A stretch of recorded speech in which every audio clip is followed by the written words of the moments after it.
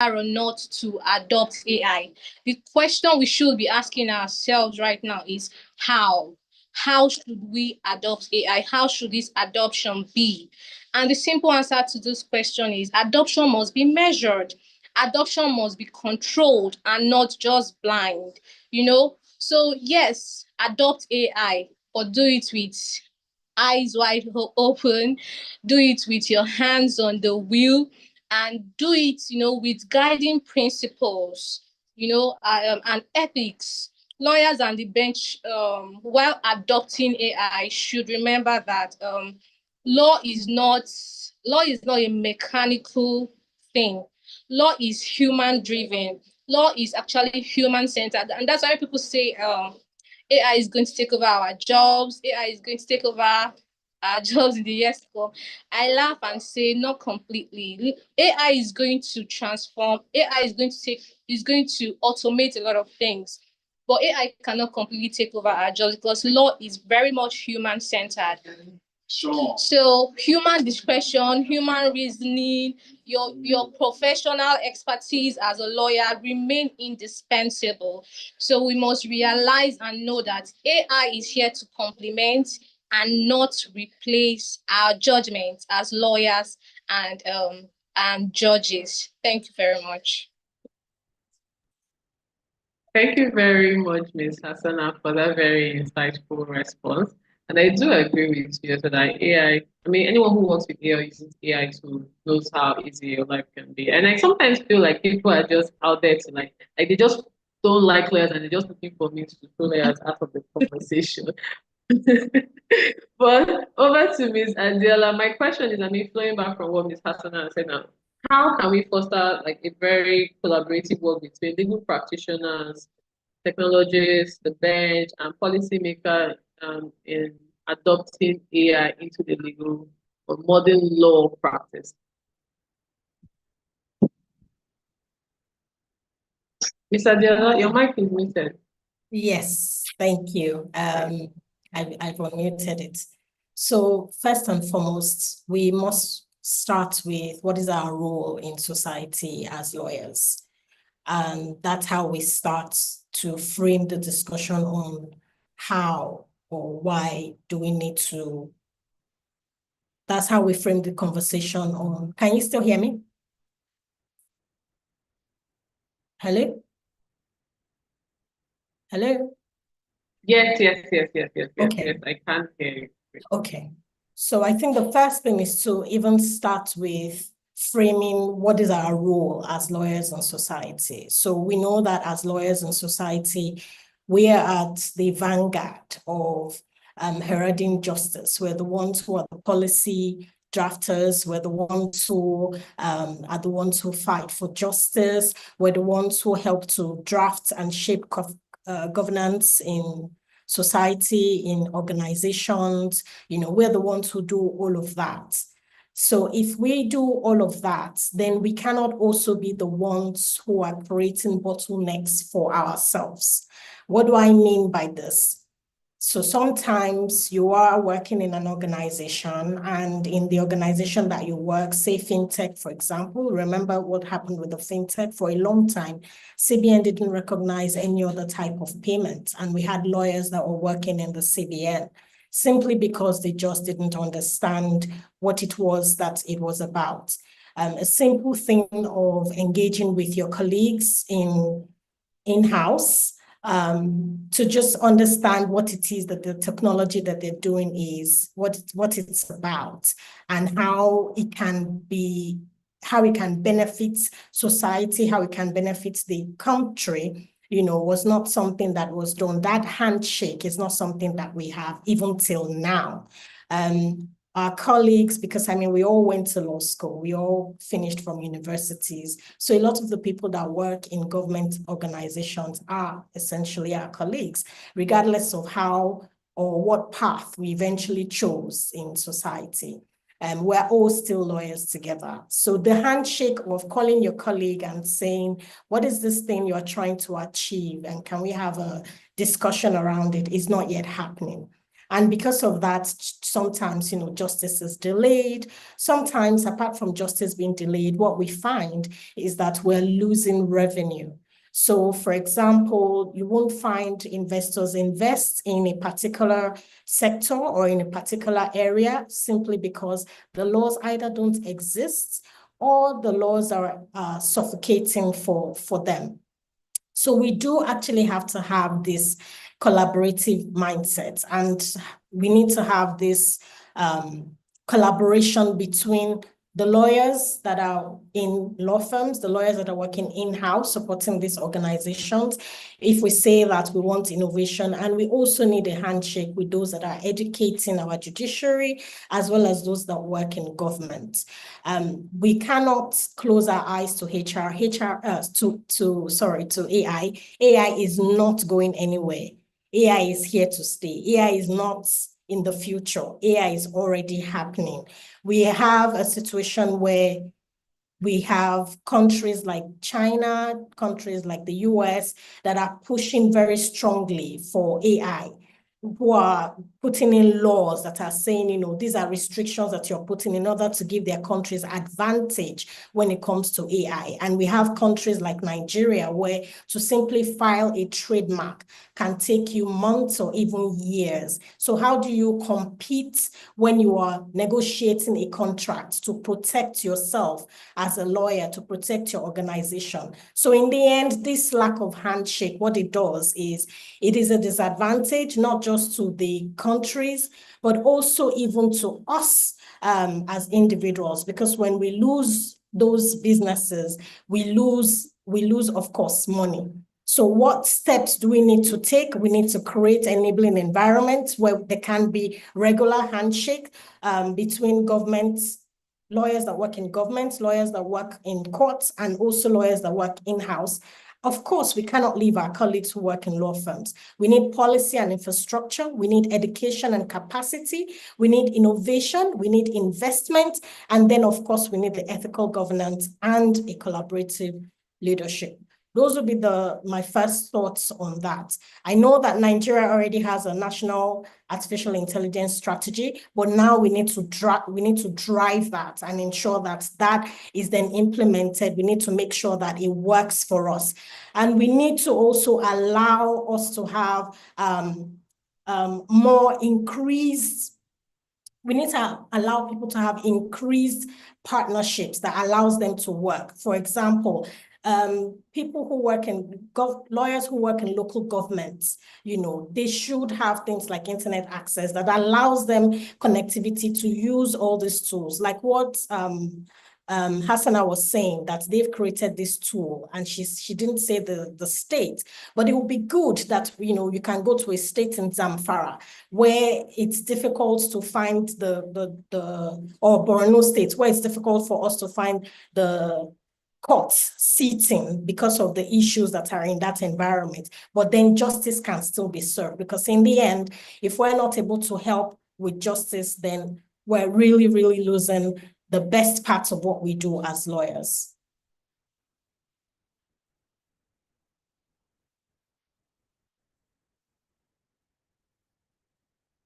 Hello? Hello? Yes, Adiola, I can hear you. Oh, okay. I was worried for a moment. I felt like I was talking to myself. I don't know if Rita is still on the phone. It looks like she Okay, so sorry. I had to attend to a call from my dean. I'm also a lecturer, guys. So, well, yeah. Thank you so much, Miss Adiola. I like that you came from the business angle. Law is business, and most times we tend to forget that. So you talked about the business angle, talked about the investment in it for collaboration, and those are all very fine points. So I want to also draw the mind to our participants. There's this lady on X, formerly Twitter. Her name is Louisa Jarowski. She's foreign, but she talks so much about AI governance, and I feel that that's something that lawyers should also pay attention to. But just to do a follow-up question to you again, Ms. Adiola, My question to you now would be, just give me a sec. So my next question is, what skills and competence will be the most critical for lawyers in an AI-driven legal landscape? Yeah, thank you, Shay. So let's be clear. To be honest, there will be skills that we will no longer be required to have. I'll give an example. I was given a training to a group of CEOs that came together, that were brought together by a particular platform, and I was training them. And while I was doing the training, apparently there was something that I said that one of them didn't agree with. And he was fact-checking me right there and then with your phone. Just go to your ChatGPT. You can ask ChatGPT any question. Well, I don't think it's ChatGPT on your WhatsApp. Your WhatsApp has its own platform where you can ask it any question and it will give you the answer. I don't have to be sitting down anywhere. I don't have to open ChatGPT. So almost everywhere that you go, you are going to find that our clients now have the power to and the access to the information that you have access to. As long as people like Hassana's company are developing tools that give people access to judgments, to give them access to turn around work and review and to draft contracts and all that, because I can bet you Hassana is here. Let her tell me if I'm wrong. They're not going to say, oh, you're not a lawyer, so we're not selling our AI tool to you. Hassana, is that likely to happen? Nope. Exactly. So our clients have access to the same tools that we have access to.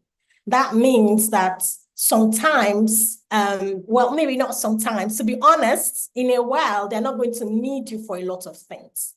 So it's a brilliant question that you've asked. So what is it that you as a lawyer now need to bring to place? So some of these things that I believe that we will need to bring to place would be, I would say, start with your emotional intelligence. Emotional intelligence is something that AI is not going to be able to do. There was something that I watched that was so interesting. Somebody was trying to show how ridiculous AI can sometimes be. And he said AI should give him a picture of an omelette with onions and cheese drawing in it and all that. And the results were hilarious. So to be honest with you, emotional intelligence is something that we're still going to have. AI is not going to be able to console a client who is crying because her husband is leaving her and she's going through a divorce. AI is not going to be able to console somebody who's lost a lot of money, whether it was through fraud or something. AI cannot control that, but you can. So when you're providing your service, you're going to have to add a little bit of extra, what the doctors would call bedside, is it bedside ethics, or what do they call it again? Bedside manners. So you're going to have some bit of that. You're going to also have to be able to think fast, because guess what? Even though your clients need to be able to get to the law, a lot of times it's still so muddled. There's too much information on AI. So you are going to be part of that due diligence that is helping them to narrow down the work and present it in a way that makes sense. So no longer will people require lawyers who will give them 5 pages. You know, you ask for advice, and that miffs me, to be honest, as an in-house lawyer. I ask you to give me advice and you give me 5 pages, and I'm about to go into the boardroom to advise my clients. And then you are giving me 5 pages. What time do I have to read that 5 pages, please? So actually, part of what you're going to be able to do is to distill information in a way that, and put all the information together in a way that is short, sharp, and addresses your client's answers. That means you're going to be able to use your own brain to anticipate liabilities and compliance issues for clients. So AI is not going to be able to do that. AI cannot anticipate those things, but you can, because you have an idea of what your client does. I'd also say that there's nothing wrong with being an entrepreneur. And what do I mean by that? I would say that, for example, we need lots of legal tech, right? We need a lot of legal tech. So I would say one big opportunity for us is creating that legal tech that enables us to provide solutions that are not readily available and that the West is not creating for us. So we need to have that. So master the tools of AI. We need to have those kind of skill sets. Persuasive advocacy, I would say, and then have deep expertise in a particular area. So AI is still, well, so far, AI is still not going to inspire a judge with a moral argument. AI cannot do that, but that's your own advantage. Whatever you do, translate it to the human touch. AI cannot replace that. Other things can be replaced in what we do, but AI cannot remove your human touch. So think entrepreneurial, I would say. There's still so many gaps that need to be filled, for example. So, for example, we still need to be able to translate judgment into local languages. I still think that we need that so people can understand. Somebody could do that to help the police, for example. So emotional intelligence, I've said that as well. Those are some of the things that I think that we need to do. Just expand your skill set beyond traditional law. Some say we need to learn coding and data science. I don't know about that, but if you know you have the mindset to do that, please, why not? It will definitely set you apart in this technological driven field that we're on, because now AI is merging every single thing. There's no clear distinction between professions anymore. So if you're able to do that, tomorrow's legal job is definitely for you. So your legal reasoning, your technological fluency, those certainly set you apart.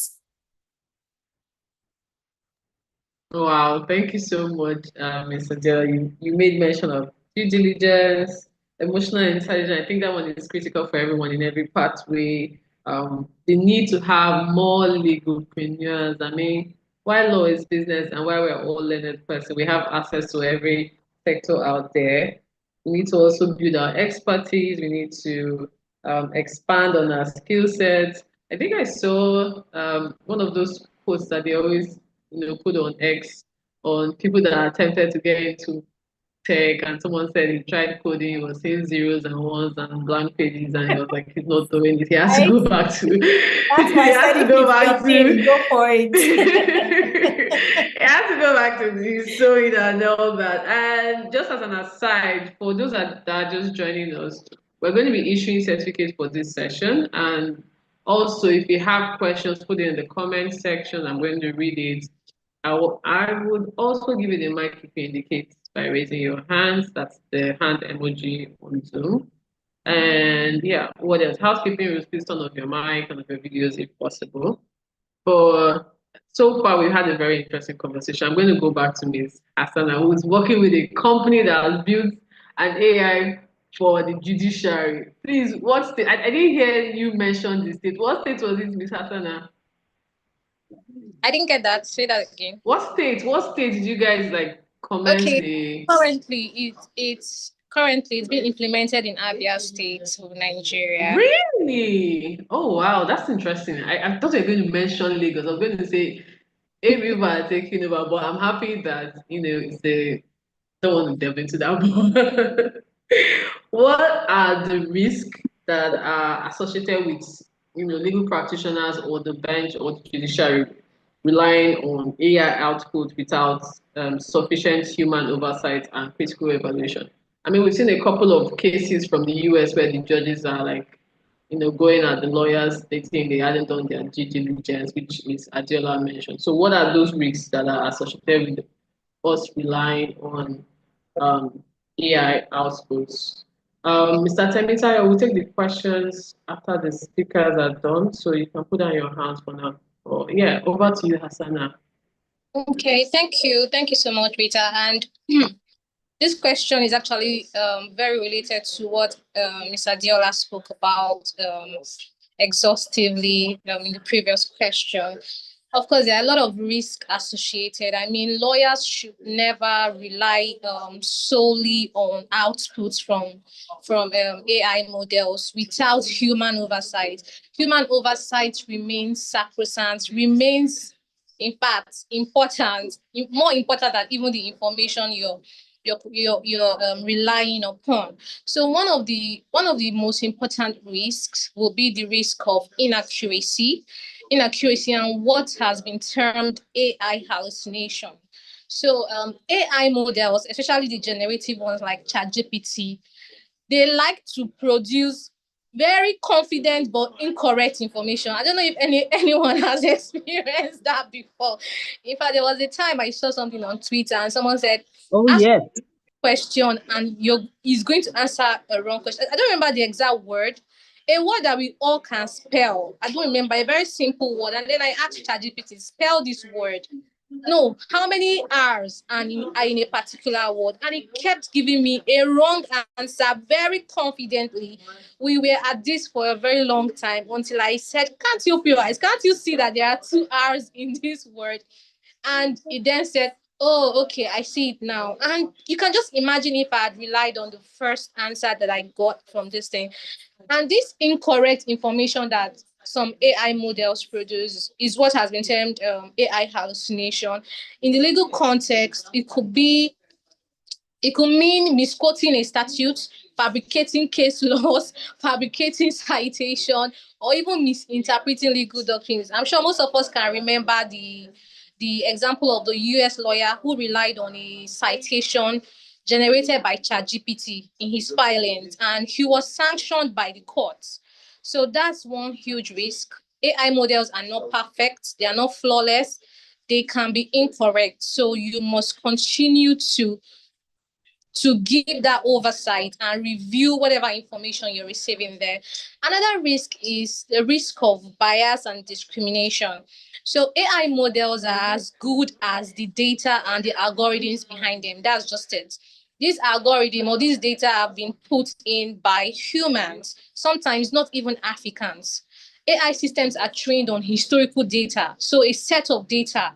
And most times, these data reflect systemic bias, could be gender, could be racial, or even otherwise.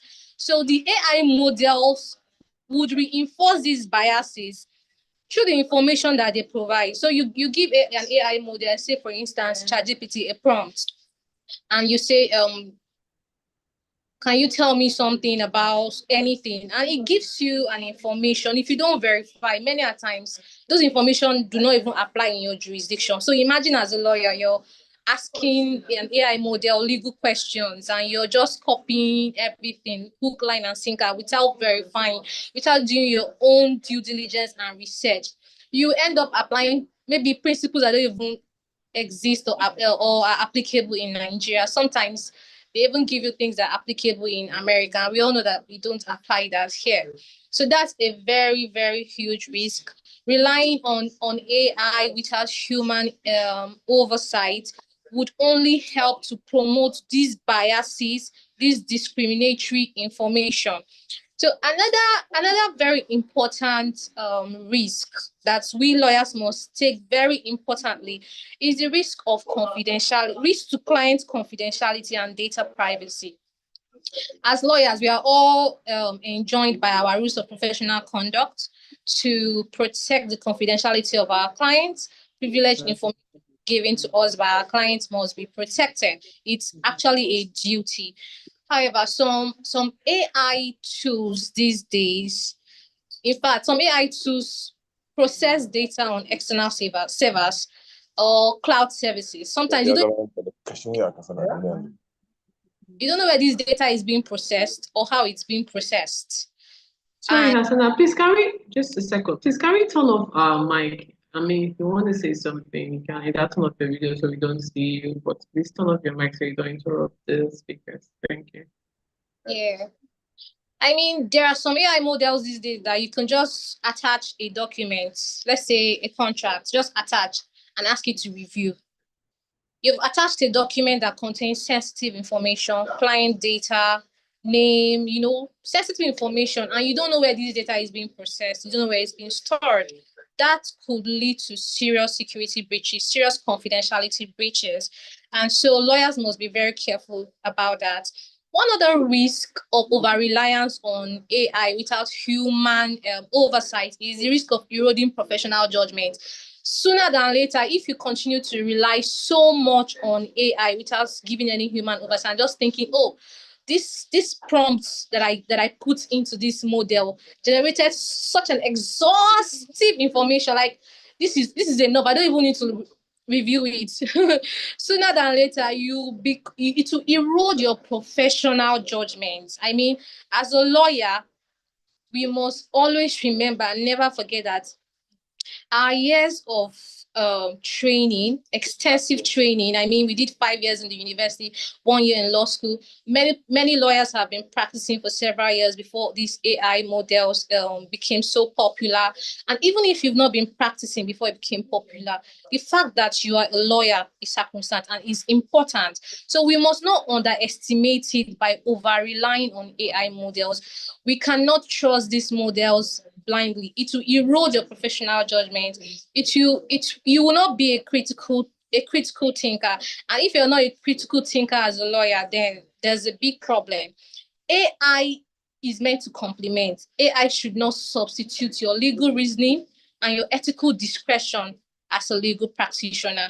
I think I've covered most of the risks that are involved in solely relying on AI output. So lawyers must be very careful. You can't rely solely on these outputs. Do your own due diligence, do your own research, verify and cross-check. Thank you.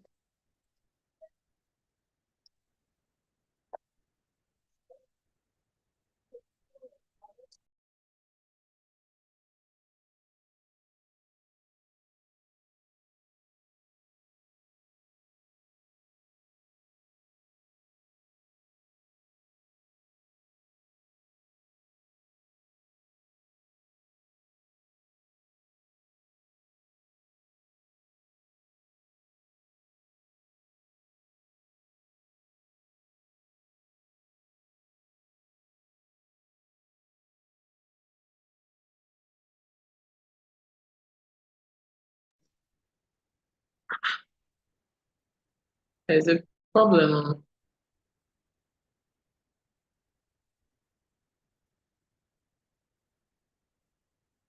Rita, we can hear you. Okay, great, because I wasn't able to unmute myself. Thank you so much, Ms. Hassana, for that very insightful feedback. You talked about inaccuracy, AI hallucination, which I do agree with. Review, bias, confidentiality, data privacy, eroding professional judgment. I do agree with everything you said. I mean, Gemini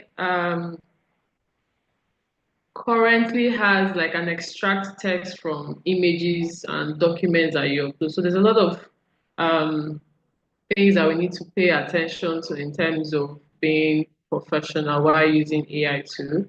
So we're going to head right into the Q&A session, and then we'll take final comments from Before our you go in speakers. there, I wanted to add Yes, a few please. things to the risk Okay, please. that I In think 1 minute. Yes, we Can often. you do that in 1 minute? Okay, don't worry. Let's leave it then. Thank you. No. Every contribution is needed. Please make your contribution. Okay, I just wanted to say that, we shouldn't forget the human and economic dimension. It's also a risk that we have to think about, which is why we must constantly be reinventing ourselves and adding other skills to what we do. So, for example, we're not likely to find a future where we would have a library in law firms anymore, or somebody, when we already have a lot of lawyers in Nigeria, and we have a shrinking market because a lot of people are not relying on us anymore. For example, part of the KPIs that you always find for lawyers who work in-house is that your legal costs have to be reduced, and they expect your legal costs to be reduced annually. So the the less you spend, the more that you are valued within the organizations, which means that I will have less reason to come to my colleagues who are external counsel, for example. And AI enables us to do that, because a lot of the things that we need to ask you, we can get. And it's not just us, it's even companies. You're finding companies now who feel like they don't need to hire a lawyer, because they can do basic things that they need to do, especially when they're young. So that threat is also there, and it's something that we need to think about. I also think that the threats of the policies that are taken by other nations is a major macro policy issue that is a threat to us, and we also need to be thinking about that as well. So, for example, who is protecting me if I have a contract with a US company, for example? What laws protect me and the IP that I generate from that? Those are things that we need to be looking at. So our legal system equipped for this? Is our curriculum updated enough to equip our young people, young lawyers for this? These are some risks that usually we overlook when we're thinking about risk. I just thought I should highlight some of those as well. Thank you so much, Mr. Adela. These are very fine points you've made. I see a comment from Shay. He says, does the AI system process personal information? There's a smiley emoji, so I think that's a comment. Then I don't know if this is a female, but she says it happens a lot. We need to be careful with. Not sure. Complete. Let's see. We need to be careful with authorities generated by AI. So we have a question, another IP question today. I don't know. So Lorna asks, is AI a threat to IP or is it a challenge? That's a very interesting conversation. I mean, the US, the big AI companies, Sam and Microsoft, they are battling the US and the UK. So Hassana or Mr. Adela, would any of you like to take a jab at that question, please? Ms. Hassana, Ms. Adela. I'm happy to start, and Hassana can please feel free to I love the question. I saw it and I smiled, and I'm like, fantastic question. It's one of those questions that let you think about AI critically. And what it is, the answer is neither yes nor no. And that's because of the nature of AI and intellectual property for now. So, for example, you can use AI to create intellectual property, and you can use it to create new things. So when I'm doing a presentation, I no longer have to pay any of these companies to generate a picture. I can simply go to AI to generate a picture. And that's part of what belongs to me, right? So in that way, I can create things with AI.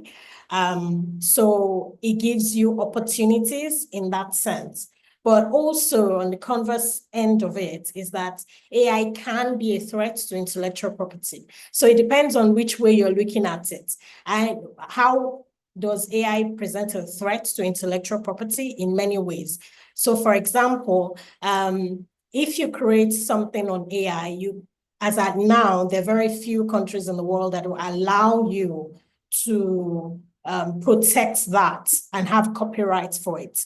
Although there's a case in the US, I think that was last month or so, where someone got a copyright for something that was generated 100% by AI. And that was interesting. The reasoning and how they got that copyright, it was absolutely phenomenal. And I agreed with the judge when they gave them that copyright, they deserved it.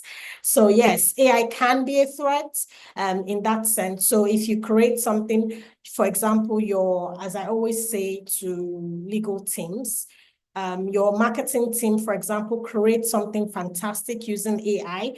whether it is 100%, 70%, 80% of it is AI. When they do that, they cannot protect that. So what happens is that when you use AI to create something, it is considered that you have put something into our family well, into the village well. And in the village well, everybody's allowed to draw from it. So when you create using AI, then it doesn't belong to anybody. It belongs to all of us. It's Creative Commons, as you say. So there's no protection for you in that sense. So there's that aspect. There's also the aspect of AI can get your information, just like what Hasana has said, and I think quite a number of us already know. If you put your information or your client's information on AI, a lot of people can get it. You can use AI to search the web now. So if you're doing a paper, for example, you can use AI to generate information. For example, CNN, some other organizations, they do this paywall for their news and the news that they read, and they use that to make money. But I can go to ChatGPT and it will give me the same information. As long as it's on the internet, I'll get that information. What happens? Those who use the paywall, they cannot get the benefit of that. I get the information, I don't have to pay for it. So yes, AI can be a threat. And yes, it can be an opportunity. I don't quite know what you mean by, is it a challenge? So I'll probably leave Asana to see if she can take a stab at that bit of the information. But yes, AI is both, depending on where you are. That's how you know whether AI is your friend or not. But AI is for nobody and it's for everybody.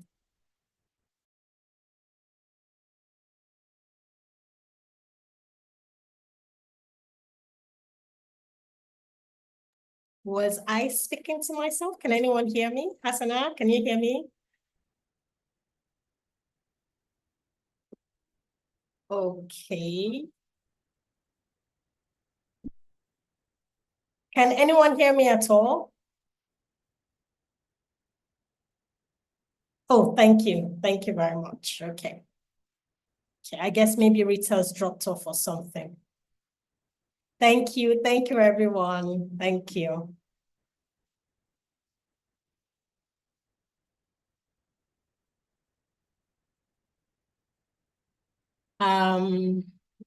Rita is dropped off, so I guess we'll wait.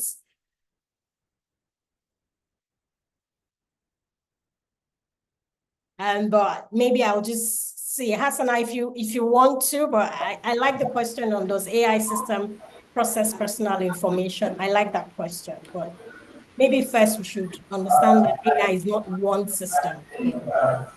Thank you. Thank you for stepping up, Fernandez. Yes, hello. I'm sorry, the place I am is a bit noisy, but I'll just try to carry on from where she stopped. I have a few questions. Actually, one for Hasana. You're doing, you are doing technology for judges, essentially. I mean, of course, the judiciary is not one of the most, it's not, they don't necessarily like I mean, they don't like change as much. So I want to know what it takes to go from step one to step two, and what are the considerations that I've had to go through, that you have had to go through before you get to this stage. What are those, particularly the ethical things? What are those? How did you get from point A to point B in getting this thing? And then to what extent are they taking it? What are the complaints they are having? I think it's a lot of questions, but please just answer all of them.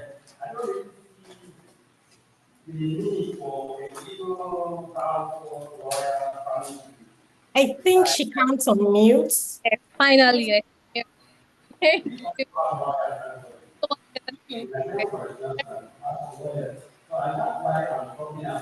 don't know. Okay, so I agree with you that diary because uh, coming from. Okay, good afternoon, everyone. Can everybody hear me? Yeah, can you can you Answer, we can hear you, and Rita, we can hear hear? you too. Question I how can't do. move from point A to point B. So first and foremost, we had to do some convincing. So we came up with really convincing story, and we had to show them what our software can achieve. I mean, if anyone sees that demo, there's no way you will not be interested. So when they saw the things, okay, so we were able to first of all determine their pain points. What are the pain points of these judges right now? Because they were our target market at first. So one of the major pain points of judiciary today is in fact that judges have to sit in court for several hours taking notes of everything everybody is saying in court. And then you still have the dual responsibility of taking notes and observing. If a witness is in the witness box and is testifying, you need to also observe their demeanor, because all these things go a long way to guide in your decision making at the end. And so we took into consideration that pain point, and we're taking care of that with our AI note taker that is embedded in our software. So that was one of the ways we our software judges. You don't need to write. You don't even need to burden yourself. Even if you want to jot down some important things, maybe about the demeanor of the person who is talking, you can do that. That's going to help you take note of everything being said by everybody in court, transcribe proceedings, and produce it to you. I mean, see everything that transpired in court at the end of each session. So that's one pain point. Another pain point was the issue of delays. Also, a lot of lawyers complain about how long cases take before judgment. And so with our software, we're able to handle a lot of these delays because we created SLAs where you can see why cases are being stalled, what is holding each case, and a lot of these other kinds of features. So that was our first step.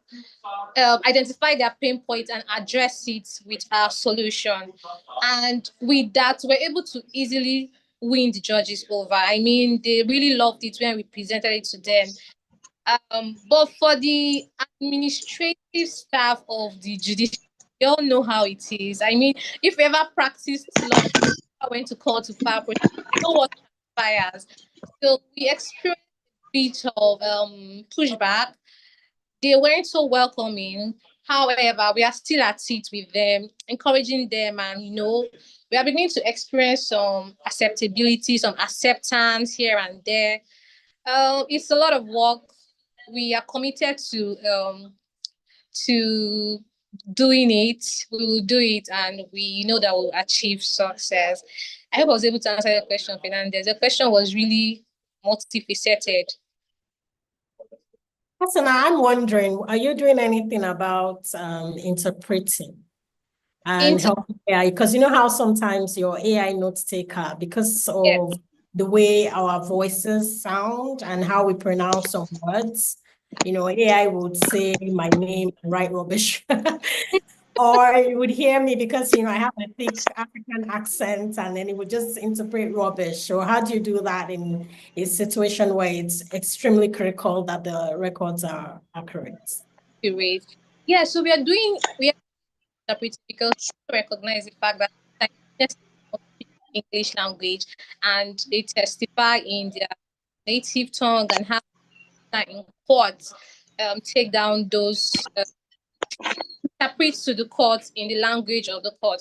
So our application also covers that. We are still working on that. We are not fully done on that. You're still working on it. But also took note of. Of course, I'm more like the business analyst on the team, and having practiced law for like 10 years before coming in house, I was able to really guide the team on the pain point, what happens practically in court, what we need to automate, what we need to innovate on, what we need to change. And so yes, we are taking into consideration that and so much more. Okay, thank you. Yes, Tasana, can you guys hear me now? Yeah, we can hear you.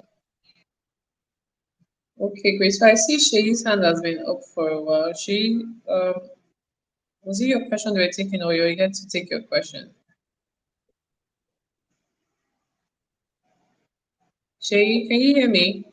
Or can anybody actually hear me? Yes, I can hear you, Rita.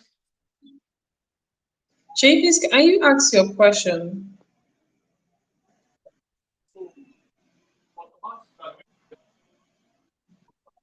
Okay, I'm not sure she is ready to take, but I don't see any other question in. Okay, he's muted. Please, can we unmute Shay? Can we unmute Shay so he can ask his question? Shay, have you been unmuted? Thank you so much. Thank you so much. Can you hear me? Okay, great. Very interesting conversations here. I just wanted to add and then ask the question first. So I wanted to add that also for lawyers in the privacy and data protection space, there's a lot of opportunity on the governance side because, as we all know, AI systems use a lot of personal information, and that's why I was asking when Asana was talking about, their systems, the AI technology and all that.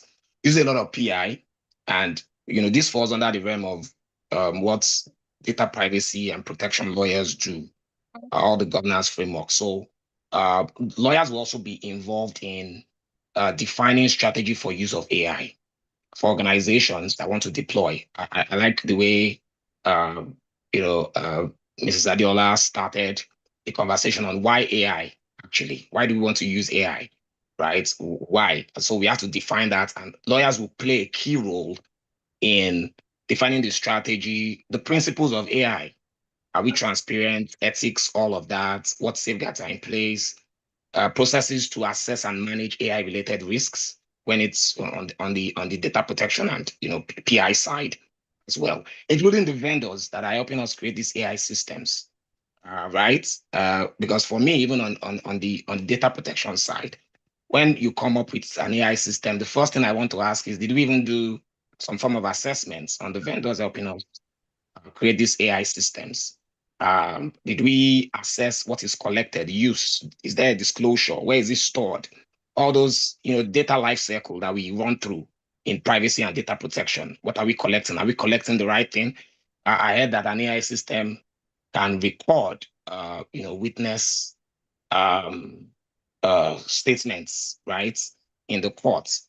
Right? That's a lot of personal information will be divulged there and all of that. So lawyers are also going to be a critical part of these things, including the training part, right? I heard Mr. Adiola also talk about, the transcriptions, all those things, right? Are we training people to know how to follow through with what these inputs that the AI has done and all that? So my question to us is on the privacy side. How are we ensuring protection of personal information collected, used, disclosed, stored, retained by these AI systems? How do we monitor all those things? How do we assess these AI vendors, right? For me, I even think that the big organizations are the ones that even default the most in terms of protection.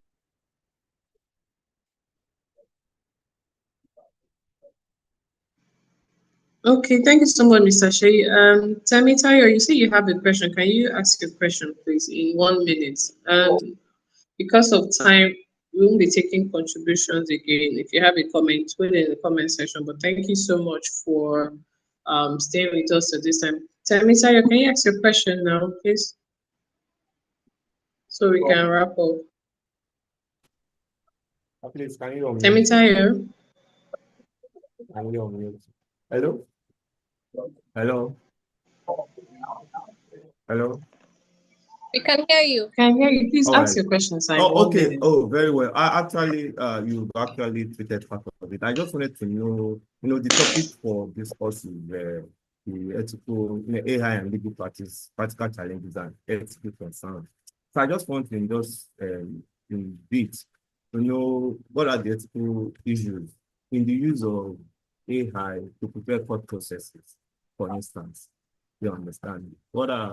Is the ethically right to do that?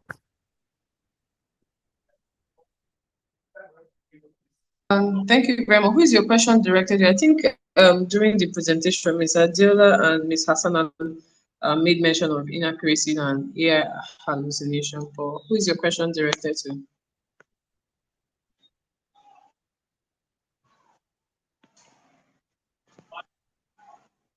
I can't seem to hear you. Okay, Hassana, Ms. Hassana and Ms. Adela, can someone answer the question, please? Can you hear me? Yes, I can.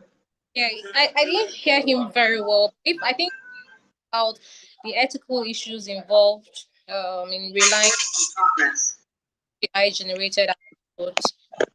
That maybe we talked about part of about I number one. mean, the ethical concern in the use of AI. Is it ethically right for lawyers to use AI to prepare court processes and respond to court processes? Very court processes. Is that your question? Yes, to respond to court processes and prepare court Well, processes. there's nothing wrong. I think what we have tried to establish here today is that there is nothing wrong in adopting the use of AI as a lawyer in your practice, in preparing court processes.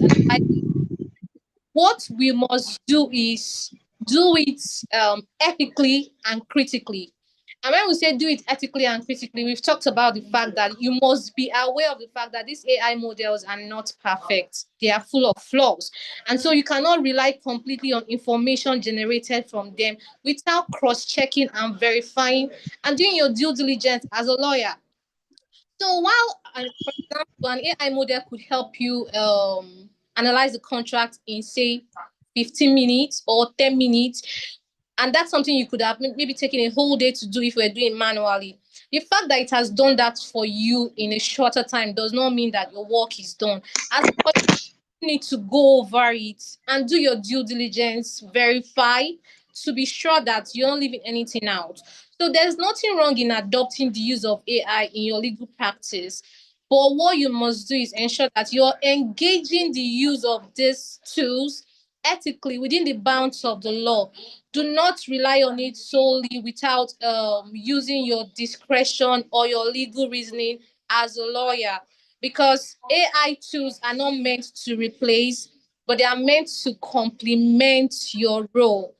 So that's what we've tried to establish here. I don't know if that answers your question.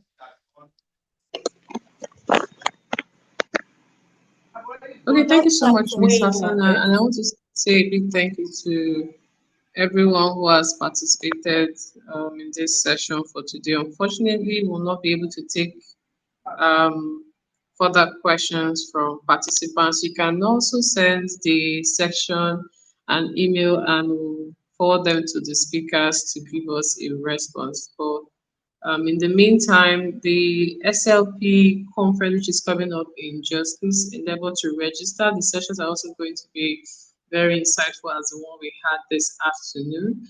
We are also going to be giving points, yearly points to those who participated. So endeavor to fill the form that has been shared in the chat box.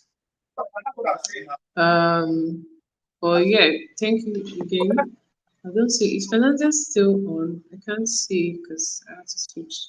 Got it. I'm still here. Is Fernandez still on? Yes, I'm very much here.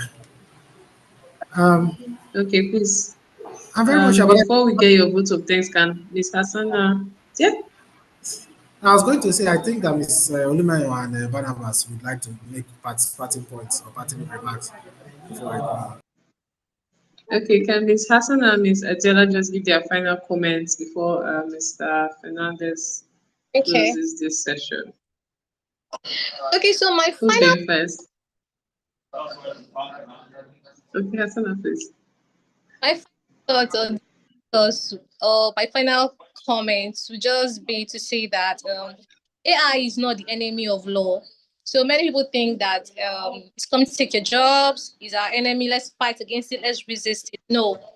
Injustice and inefficiency are, if you analyze our justice system today, these are our enemies, these are our problems. By embracing AI responsibly, the legal profession will be able to preserve its core values while also advancing the cause of justice in a global and digital age. And I must say that to resist AI is to risk being left behind. We cannot resist AI because the world is evolving really quick. To adopt it blindly also is to risk doing harm.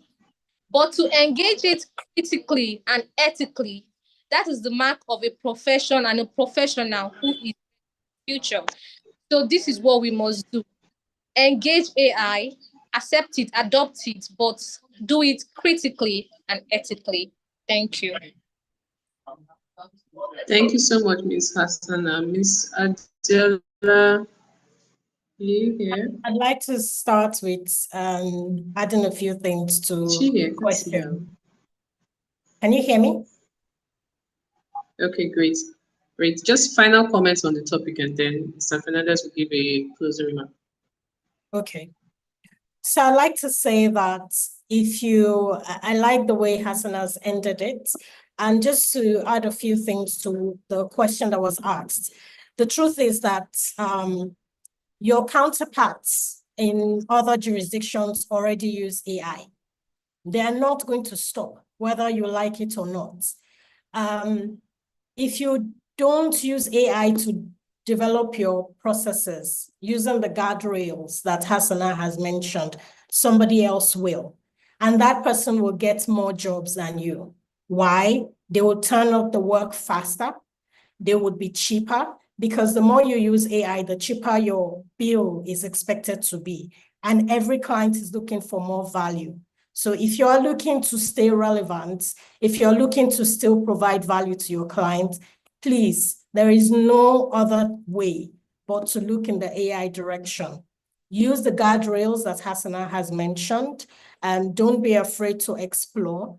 Don't be afraid to develop it. Law firms globally, at least 70% of the Magic Circle firms have their own in-house AI developed teams.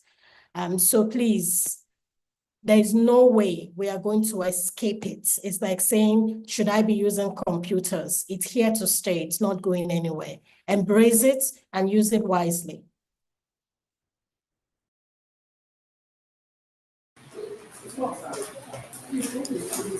Okay. Well, thank you both. Thank you, all three of you, very much for this. Okay, I'm happy that I'm still here. For the closing remarks, I've listened and I've heard a lot of good things that have been said. Thank you to both speakers. Again, as I said earlier, you are both very busy people. So to agree to speak on this session, it's something I should be grateful for. The same thing to Rita, who has done a magnificent job moderating this session. I appreciate you very much. To the participants, it's not easy. 1 hour of your time, 1+ hour of your time. It's not easy to spend that time doing. I know you have a lot of work. Today is a Thursday. Some firms have office meetings. Some of you have other things that you do. So I thank you very much for joining. I'd just like to let you know a few things. Last year, the MBSLP developed and launched guidelines for the use of technology in law practice across different this thing. We talked about cyber security, we talked about data protection, we talked about use of artificial intelligence, and a number of all these things. So you can find those things on the MBSLP website. The link has been posted there. In addition, ICLE points are being awarded for attending this meeting. So the link for the ICLE points has also been is also in the chat box. You can click on it and use it. We try to publish this on YouTube so that you can have access to this. So if you missed any part or you want to do anything, you can go and join on YouTube.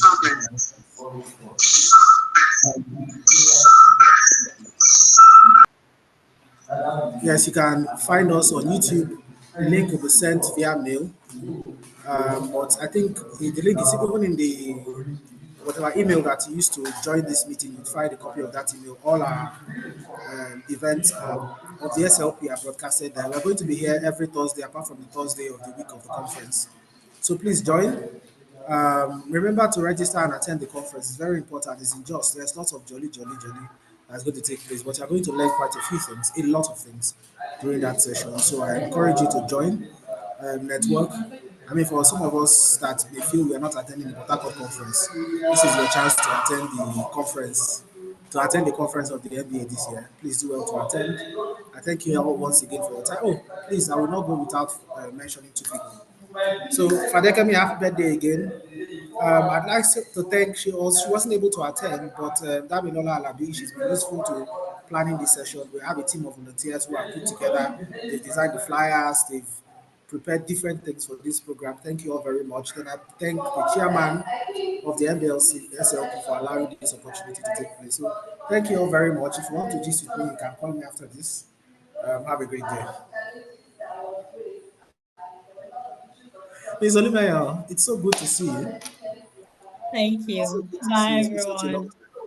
Yes, it has been. I'm one of those that will call you to gist you. Okay, fine. I'm looking forward to it. But it's so nice to see you. Thank Thank you. you. Bye, everyone. Okay. Thank you for having Bye. us.